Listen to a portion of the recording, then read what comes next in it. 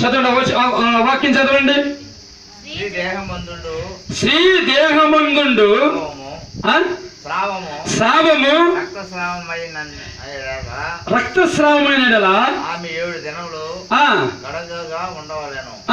ఆమెను ముట్టు వారందరూ సాయంకాలం వరకు అపవిత్రులగుదురు. చూశారండి, దేవుడు ఏం చెప్పాడు? రక్తం స్రావ స్త్రీ అంటే డేట్ అయిన స్త్రీ అపవిత్రాలని చెప్పి బైబిల్లో పాత్ర గ్రంథంలో రాయబడి ఉంది. అవునా కదా? ఆమె 7 రోజులు ఏం చేయాలట? కడగా ఉండి 8వ రోజు ఇంట్లోకి రావాలా, లేకపోతే చర్చికి రావాలా, లేకపోతే ఎక్కడికైనా రావచ్చు. అంటే 7 రోజులు ఆవిడ అపవిత్రాలని చెప్పి ధర్మశాస్త్రంలో దేవుడు రాయించాడు. అయితే యేసు ప్రభువు వచ్చిన తర్వాత ఆ యొక్క కథను ఏం చేశాడు? యేసు ప్రభువు వారు తీసేశాడండి. అది మీకు నేను చూపిస్తాను. లూకాసు వార్త చదవండి వచనము. లూకాసు వార్త 8వ అధ్యాయము 43వ వచనం చదువుతాం ఒకసారి. 43వ వచనం, 8:43.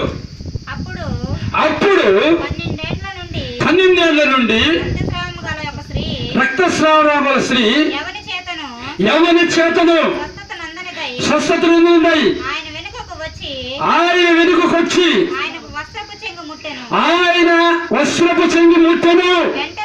వెంటనే అంతనే ఆమె రక్తస్రావము నిలిచిపోయాను. హల్లెలూయా, హల్లెలూయా. చూసారండి, ఆమె రక్తస్రావ రోగం స్త్రీ. ఆమె ఏం చేసిందో తెలుసా? వెనకన్నే వచ్చి ఆయన సింగు ముట్టింది. ఎందుకు వెనకన్నే వచ్చి సింగు ముట్టాలా?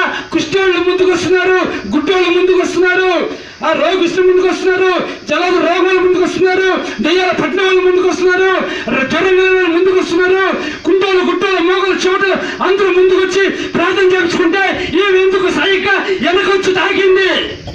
ఎందుకో తెలుసా? ధర్మశాస్త్రంలో రక్తస్రావ రోగం స్త్రీ, డేట్ అయిన స్త్రీ అపవిత్రురాలు కనుకనే ఆమె ధర్మశాస్త్రం తెలుసు కాబట్టి ఆమె ఏం చేసిందండి?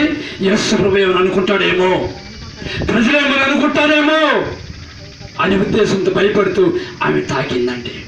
వెంటనే సింగు తాకిందో లేదో, వెంటనే దేవుని యొక్క శక్తి పవర్, యేసు ప్రభువులో ఉన్న దేవుని పవర్ ఆమెకెళ్ళి ఆ రక్తం ఆగిపోయిందండి. హల్లెలూయా, హల్లెలూయా, హల్లెలూయా. చూసారా ప్రియమైన ఉంటారా? అప్పుడు ఆమెకు ఉండబట్టలేక ఆ యేసు అంటున్నాడు, ఎవరో ఒక స్త్రీ నన్ను తాకింది. ఎవరో స్త్రీ అని కదా, ఎవరో ఒక వ్యక్తి నన్ను తాకారు. ఎవరోళ్ళు వెంటనే ఆమె ఉండబట్టుకోలేక పరిగెత్తుకుంటూ అప్పుడు యేసు ప్రభు దగ్గరికి వచ్చి ముందుకు వచ్చి అంటుంది, అయ్యా నేనేనయ్యా ఆ పాపాత్మురాలిని, నేనే నేను తాకింది. అప్పుడు అంటున్నాడు, ఏమ్మా నువ్వు పాపాంతురాలివి, నువ్వు కడగ 7 రోజులు అనుకుంటారు కదా, ఊరు బయట ఉంటారు కదా, నువ్వు లోపలికి ఎందుకు వచ్చావు, నన్ను ఎందుకు తాగావు, నన్ను ఎందుకు అభ్యర్థపరిచావు అన్నాడు ఆయన. అన్నాడండి. ఏమన్నాడు? అమ్మా నీ విశ్వాసం గొప్పదమ్మా.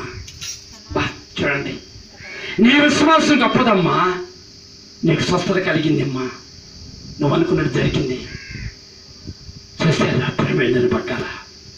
మనము దేవుని సన్నిధి రావాలంటే మనం ఏం చేస్తున్నాం? డేట్ అయిపోతే స్త్రీలు ఏమవుతున్నారంటే దేవుని సన్నిధికి దూరం అయిపోతున్నారు. తెలుసుకోవాలి. ఎవరైతే తెలుసుకుంటారో, నన్నైతే దేవుని దృష్టిలో అపవిత్రమైనది ఏది లేదు. దేవుని దృష్టిలో అపవిత్రమైనది ఏందో తెలుసా? వ్యభిచారము, దొంగతనము, చెడు మాటలు, చెడు చూపులు, చెడు ప్రవర్తన, చెడు ఏ దేవునికి అపవిత్రమైనవి కానీ ఇంక ఏది కూడా. కొంతమంది ఒంటికి 2కి పోతారు, వాళ్ళు ఒంటలు కోసుకొని మళ్ళీ కడుక్కుని వస్తుంటారు అపవిత్రతని. అర్థమవుతుందంటే అపవిత్రత ఏమీ లేదు. నీ ఆత్మ శుద్ధిగుండే చాలండి. నీ ఆత్మ శుద్ధిగా ఉండాలా. అవి అలా చేసుకోవద్దని చెప్పను, శుభ్రం చేసుకుంటే మంచిదే, కానీ అదే తప్పు, అదే పాపము అని అనుకోకూడదు. అర్థమవుతుందండి? అనుకోకూడదు. దేవుని దృష్టిలో అవి కాదు. నోటి నుంచి వచ్చే బూతు మాటలు దేవునికి అపవిత్రమే. అందుకే యేసు ప్రభు అంటాడు, నోటిలోకి పోయేది అపవిత్రం కాదు, కానీ నోటి నుంచి వచ్చే మాటలు అపవిత్రమైన మాటలు, చెడు మాటలు, ఇవి ఉండకూడదు అన్నమాట. అర్థమవుతుందా మీకు? ఈ అపవిత్రమైనది, అంతేగాని అవి అపవిత్రమైనవి కావు అని మీరు తెలుసుకోవాలి. చెవులు గలవాళ్ళు, ఆత్మీయమైన చెవులు ఉన్నవాళ్ళు ఈ సంగతిని గ్రహించుకోవాలా. అర్థమవుతుందండి? గ్రహించుకుంటున్నారా?